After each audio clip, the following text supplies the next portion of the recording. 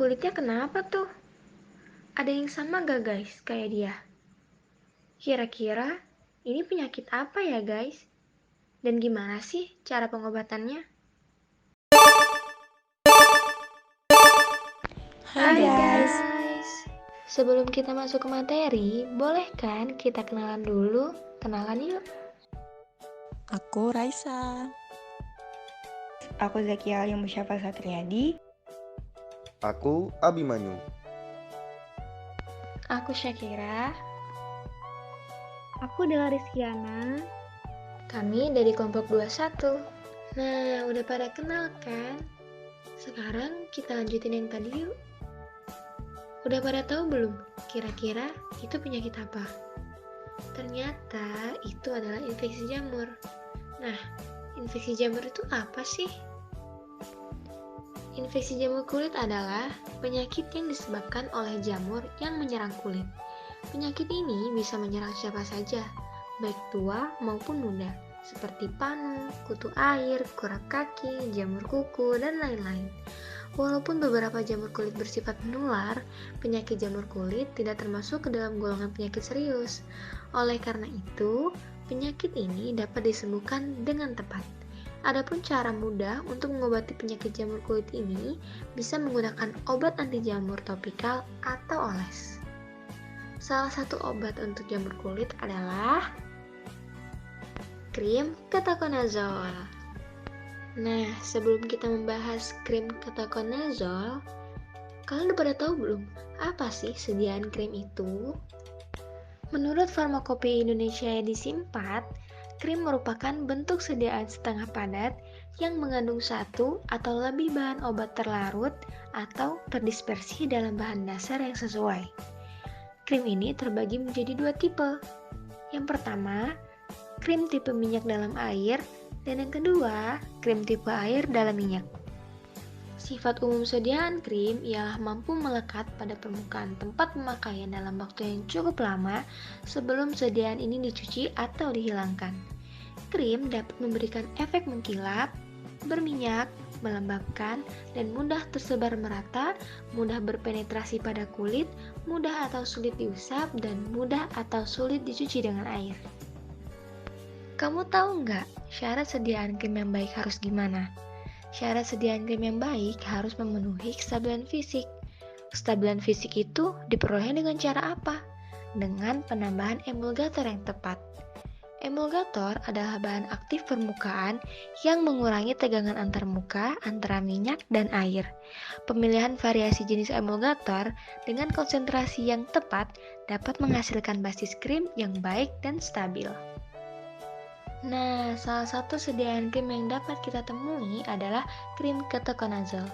Dalam video ini, kita akan membahas tentang cara pembuatan, indikasi penggunaan, cara pemakaian, dan cara penyimpanan krim ketoconazole. Baik guys, kita langsung ke cara pembuatannya. Setiap 10 gram pasta yang dapat diemulsi mengadopsi bahan baku yaitu ketoconazole 0,05 sampai 0,2 gram, clobetasol propionate 2,0 sampai 3,0 mg, polyginax 2 sampai 8 10.000 unit, alkohol cetosteril 1,0 sampai 1,5 gram, vaselin putih 500 sampai 1000 mg, parafin cair 200 sampai 500 mg, zat perataan O 100 sampai 200 mg, zat higroskopis 300 sampai 700 mg, antiseptik 15,25 mg, dimetil sulfoksida 150 sampai 200 mg, esensi 2 sampai 8 mg, air murni dari kelebihan. Siapkan air dalam proporsi zat higroskopis, zat perataan O, polyginax, antiseptik, dan air murni dijatuhkan ke dalam tangki air dalam 85 plus 5 derajat Celcius pengadukan 20-30 menit siaga. Siapkan fase minyak dalam proporsi cetosteril alkohol, vaselin putih, dan parafin cair ditambahkan ke dalam tangki fase minyak dalam 83 kurang lebih 5 derajat Celcius pengadukan 20-30 menit siaga. Siapkan pasta yang dapat diemulsikan, zat fase air yang disebutkan di atas, zat fase minyak diproses dalam tangki emulsi.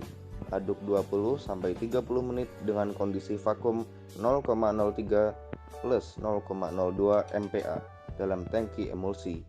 Kemudian homogenkan 10-25 menit, dinginkan suhunya hingga 67 plus 5 derajat Celcius. Tambahkan clobetasol propionate dengan larutan DMSO yang sesuai. Pengadukan didinginkan hingga 50 plus 5 derajat Celcius. Tambahkan ketokonazol dari larutan DMSO berlebih dan aduk homogenisasi selama 15-25 menit. Dinginkan hingga 40 kurang lebih 5 derajat Celcius, kemudian tambahkan esensi. Lanjutkan mengaduk selama 20-50 menit, embedding, dan dapatkan produk akhir. Jangan salah ya, krim ini nggak boleh sembarang digunain loh. Krim ini hanya bisa digunain dengan indikasi pengobatan topikal infeksi dermatofit di kulit seperti tinea corporis, tinea cruris, tinea manus, dan tinea pedis yang disebabkan oleh apa sih? Oleh Trichopiton rubrum, Trichopiton mentagropipes, Mycosporum canis, dan Epidermophyton flocosum. Untuk cara pemakaiannya, oleskan 1-2 kali sehari tergantung beratnya infeksi. Pengobatan harus diteruskan sedikitnya sampai beberapa hari sejak hilangnya semua gejala. Nama pengobatan biasanya terdapat 3 jenis. Yang pertama, tinea versicolor 2-3 minggu. Yang kedua, tinea corporis 3-4 minggu. Yang ketiga, tinea pedis 4-6 minggu.